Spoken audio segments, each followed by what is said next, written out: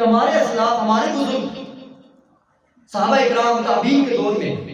جن جن غیر مسلم علاقوں کے اندر جاتے تھے فوجی، غیر مسلم خطوط لکھ کر مسلمانوں سے، صحابہ اکرام سے خطوط لکھ کر کہتے تھے آئے ہمارے علاقے کو اپنے کنٹرول میں۔ عیسائی علاقے، یہودیوں کے علاقے، پارسیوں کے علاقے، بہت سارے ایسے علاقے جو اس بات پر خوش ہوتے تھے کہ شکر ہے کہ مسلمانوں کے اقتدار میں ان کے زیر سایہ ہے۔ وجہ کیا تھی؟ اخلاق اعلیٰ، صدق تھا، دیانت تھی۔ سب کو پتا تھا کہ مسلمان ہمارے حقوق پر ڈاکہ نہیں ڈالیں گے، ہماری عزتیں نہیں لوٹیں گے، ہمارے عزتوں کے تحفظ کریں گے، ہمارے مال نہیں لوٹیں گے، ہمارے مالوں کا تحفظ کریں گے، ہمارے جائیداد کا تحفظ کریں گے، ہمارے بچوں، ہمارے سرمایہ کا سب سے ذمہ دار مسلمان حکمران ہیں۔ اور آج ہم ان کے ماننے والے اخلاقی طور پر اس قدر دور ہو چکے ہیں کہ جو دور جاہلیت کی مرضیں، بد اخلاقیاں، جس کی مذمت اور جس کو مصطفیٰ کریم علیہ السلام نے توڑا تھا، وہ شہنشاہی سسٹم، وہ خاندانی سسٹم کے طور پر اعلیٰ خاندان والے اعلیٰ، دوسروں کو اپنے نزدیک نہ، ان سے نفرت کرنا، وہ خوش آمدیاں، وہ چاپلوسیاں، حالانکہ ہمارے حضور علیہ السلام نے اس سسٹم کو توڑا تھا، وہ آج مرضیں ہمارے اندر آتی جا رہی ہیں۔ اور اس سے بڑھ کر آج ہمارے معاشرے میں خوش آمدی یہ اس قدر بڑی ہے کہ ہر شخص وہ اپنی کامیابی اسی بات میں سمجھتا ہے کہ کسی کی خوش آمد بے جا کرے، کسی کی بے جا تعریفیں کرے، اس کے منہ پر سمینا بتانا اور پیٹھ پیچھے عیب تلاش کرنا، گالی گلوچ دینا۔ اور خاص طور پر یہ ہمارے سرکاری معاملات کے اندر جب سامنے کوئی افسر آتا ہے، سر بھی جھکاتے ہیں، گردن بھی جھکاتے ہیں، سلوٹ بھی کرتے ہیں، گزرنے کے بعد یار فلاں ایسا تھا، فلاں ایسا، فلاں ایسا، وہ آپ بہتر سمجھتے ہیں۔ اب اس کے بارے میں حضور علیہ السلام کی تعلیم کیا ہے میرا آقا کریم علیہ السلام، اور خاص طور پر ہمارے حکمران، وہ ہمارے بادشاہ۔ اور ایک طور پر میں یہ بات یہاں پر ایڈ کروں گا کہ سب سے زیادہ ہم اپنی، اگر مسلمان اپنی تاریخ پڑھیں تو ہم نے اس خوش آمدیوں کی وجہ سے اپنی پوری سلطنت، پوری حکومت، ریاستیں ہم نے ڈوبی ہیں صرف خوش آمدیوں کے چکر میں۔ اور صرف بے جا اپنے تعریفیں کرنے والے لوگ جو اس مہارت میں سب سے آگے ہوتے تھے، آخر کار اس کا خمیازہ یہ ہونا ہوتا تھا کہ غداری کی بنیاد پر ہم نے پوری اقتدار ہم نے ڈبائے ہو، لاکھوں کی تعداد میں مسلمانوں کو اپنی جانوں کا نذرانہ پیش کرنا پڑا۔ حضرت عثمان بن نورین رضی اللہ تعالی عنہ کے پاس ایک شخص آیا، فَسْنَا عَلَى عثمان فی وجہ، حضرت عثمان بن نورین رضی اللہ تعالی عنہ کے سامنے ان کی تعریفیں کرنا شروع کر دیا، ان کی مدد کرنے لگا۔ اس وقت ان کے پاس حضرت مقداد رضی اللہ تعالی عنہ صحابی رسول موجود تھے۔ فَأَخَذَ الْمِقْدَادُ بْنُ الْأَسْوَدَ تُرَابًا فَحَصَا فِي وَجْهِهِ، حضرت مقداد رضی اللہ تعالی عنہ نے مٹی پڑی تھی، اپنے ہاتھ کی مٹی اٹھائی اور اس مٹی کو اٹھا کر اس شخص کے منہ پر مارا، اور ساتھ مصطفیٰ کریم علیہ السلام کے فرمان پڑا، اِذَا لَقِيتُمُ الْمَدَّاحِينَ فَاكْسُوا فِي وُجُوهِهِمُ التُّرَابَ۔ حضور علیہ السلام نے فرمایا کہ جب تمہارے سامنے کوئی تمہاری خوشامد کرے، بے جا تعریف کرے، تو تم کیا کرو، اس کے چہرے پر مٹی پھینکو۔ اور ایک روایت کے اندر حضور علیہ السلام نے اُخْسُبْ تُرَابَ فِي مَادِهِ، یہ جو بے جا تعریفیں کرنے والے ہیں، میرا آقا کریم علیہ السلام نے فرمایا ان کے منہ میں خاک ہے، مٹی ہے۔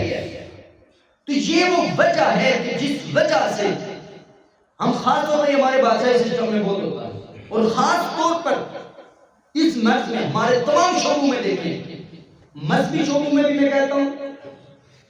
خانقاہی سسٹم کے اندر بھی یہ صاحب ہے، اور تمام سیاسی سماجی شخصیات بحیثیت معاشرہ ہمارے اندر یہ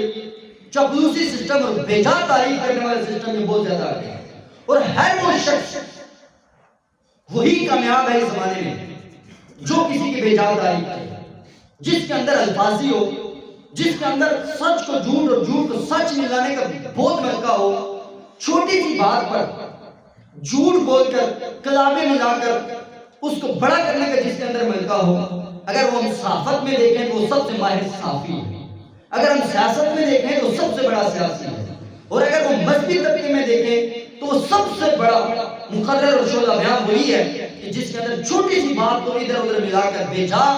اپنی طرف سے اضافہ کرنا وہی مقبول ہے۔ حالانکہ ہمارے دین کے اندر حضور علیہ السلام نے اس کے بارے میں یہ فرمایا کہ یہ چیزیں برے اخلاق کے اندر ہیں، اور اس کی مذمت میں میرا آقا فرمان کے منہ میں مٹی ڈال دیا۔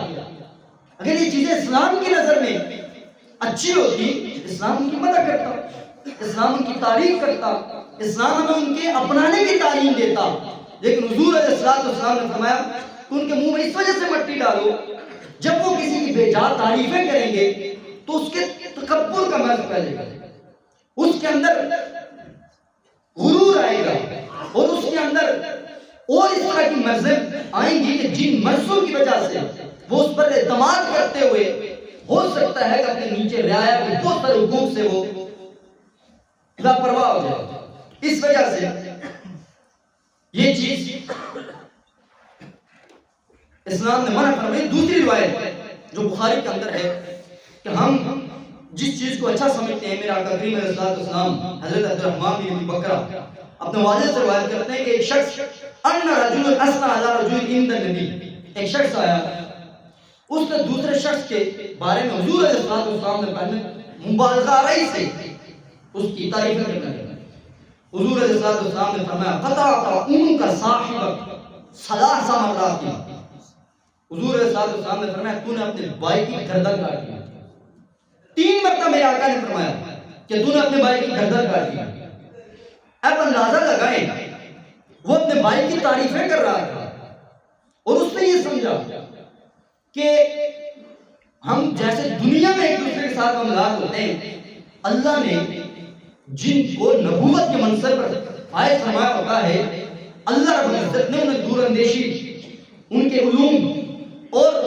وہ اپنے رعایا کے اور اپنے غلاموں کے بہت اتوار چاہ سے اللہ رب العزت اپنے نبیوں کو، اپنے مقربین کو عطا فرما دیتا ہے۔ تو اس شخص نے یہ کہا، مصطفیٰ کریم علیہ السلام نے فرمایا تو نے اپنے بھائی کی گردن ماری۔